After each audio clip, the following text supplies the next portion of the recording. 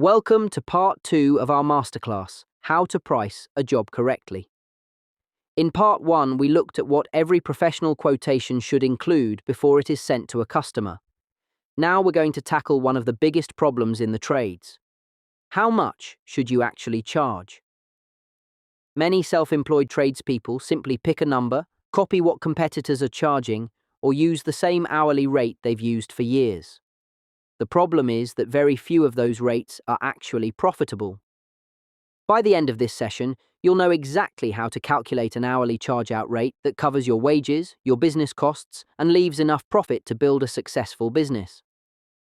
Let's get started. Why most tradespeople charge the wrong rate. One of the biggest reasons why businesses struggle is because their hourly rate has never been properly calculated. Instead, many people ask friends what they charge, look on Facebook, or simply guess. The danger is that you may be working hard without ever making a decent profit. Remember, being busy does not mean you're making money. A professional business works backwards from the figures. It knows exactly what it costs to operate. Only then can it calculate the minimum hourly rate required to remain profitable. If your charge-out rate is wrong, everything else will be wrong too. The 4 elements of your hourly rate. A professional hourly rate has 4 parts. First is your labor. This is the wage you want to earn for carrying out the work. Second are your business overheads. These are all the costs of running your business, whether you're working or not. Third comes profit. Profit is not your wage. Profit is what allows your business to grow, replace equipment, and survive difficult periods. Finally, depending on the type of work you carry out, you may also recover traveling costs. When you combine these 4 elements correctly, you arrive at a realistic charge-out rate. Step 1. Decide your annual wage. The first question is simple. How much do you actually want to earn each year? Many people never ask themselves this question. Instead, they simply hope there's enough money left at the end of the month. Think of yourself as an employee of your own business. Your wage should pay your personal living expenses. Your business profit is completely separate. For this example, we'll assume you want an annual wage of £45,000. That figure now becomes the starting point for all of your calculations. Step 2. Calculate your chargeable time. Now, we need to work out how much productive time your business actually has available to earn money. Although there are 52 weeks in a year, you won't spend every working day carrying out chargeable work. You'll take holidays, attend training, occasionally be ill, visit customers, prepare quotations, order materials, collect supplies, complete paperwork, and travel between jobs. Most tradespeople don't charge separately for these activities. Instead, those costs are built into their daily rates and quotations. That's why we calculate productive or chargeable time. It tells us how much income each working day needs to generate to cover the whole business. Where does your time really go?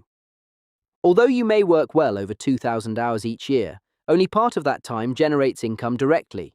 The rest is spent running the business. This is why simply copying someone else's hourly rate rarely works. Your business has to recover all of those hidden costs from the days you actually spend earning money. Once you know your productive working days each year, you can calculate the minimum daily income your business must recover. That figure then becomes the foundation for your quotations. Step 3. Annual business overheads. Next, we calculate your annual business overheads. These are the costs that continue whether you're working or sitting at home. Typical overheads include vehicle costs, insurance, accountancy fees, telephone, internet, advertising, software subscriptions, office expenses, tools, equipment replacement, professional memberships, training, protective clothing, and many other business expenses. Add everything together to produce one annual overhead figure. Nothing should be forgotten. Step 4. Convert overheads into an hourly cost. Now we divide those annual overheads by the number of chargeable hours. Let's imagine your annual overheads total £12,000. If you only have 1,200 chargeable hours each year, your overhead recovery works out at around £10 per hour. That means before you've earned a single penny, every working hour already costs your business £10. This is why overhead recovery is so important. Without it, your business slowly loses money. Step 5. Add profit. Now we add profit. Many small businesses make the mistake of treating profit as an optional extra. It isn't.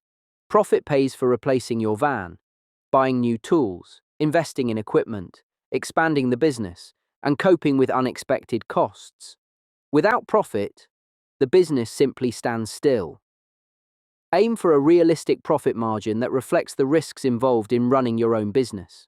Remember, your wage pays you. Profit builds your business.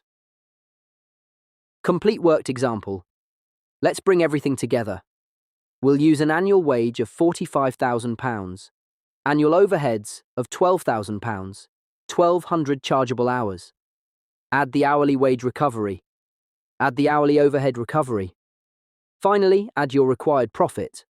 The result becomes your professional hourly charge-out rate. Notice that every figure has been calculated logically. Nothing has been guessed, and every pound charged has a purpose. Remember, this calculation is primarily for your benefit. Customers don't need to know how you've arrived at your figures. They simply receive a professional quotation or a daily rate based on sound business calculations. Most small trade businesses quote a daily rate or a fixed price rather than charging by the hour. Once you've calculated your business recovery figure, converting it into a daily rate is straightforward. Simply multiply your required hourly recovery by the number of productive hours you normally work each day. That daily rate becomes the basis of your quotations. Whether you price a one-day bathroom, a week's decorating, or a complete rewire, you're using exactly the same calculation in the background. The customer sees a professional quotation. You know it's based on figures that keep your business profitable. Common charge-out rate mistakes. Let's finish with some common mistakes. Charging what everyone else charges, ignoring overheads, forgetting non-chargeable time, not allowing for profit, failing to review prices every year, and being afraid to increase your rates. Remember, professional customers expect professional businesses to know their costs. Confidence comes from understanding your numbers, not from guessing. Annual review checklist. Your charge-out rate should never remain the same forever. At least once every year, review your figures. Has fuel increased? Have insurance costs changed? Has your vehicle been replaced? Are your software subscriptions more expensive? Has inflation increased your costs, and has your target income changed? A yearly review keeps your business profitable and prevents unpleasant surprises later. Action plan. Your next task is simple. Work out the annual income you want to earn. List every business overhead. Calculate your annual chargeable hours. Convert your overheads into an hourly figure. Add your profit. Finally, calculate your own professional charge-out rate. Once you've completed this exercise, you'll have a pricing structure that is based on facts rather than guesswork. Resources and next masterclass. Congratulations on completing part 2 of how to price a job correctly. You now understand how professional businesses calculate an hourly charge-out rate that covers wages, overheads, and profit. To make the process even easier, visit the Trade Skills Hub Academy website where you'll find the Trade Profit app, downloadable pricing spreadsheets, and additional estimating resources. In our next masterclass, we'll look at one of the most important skills of all, how to estimate labor times accurately. Thank you for watching, and we'll see you in the next lesson.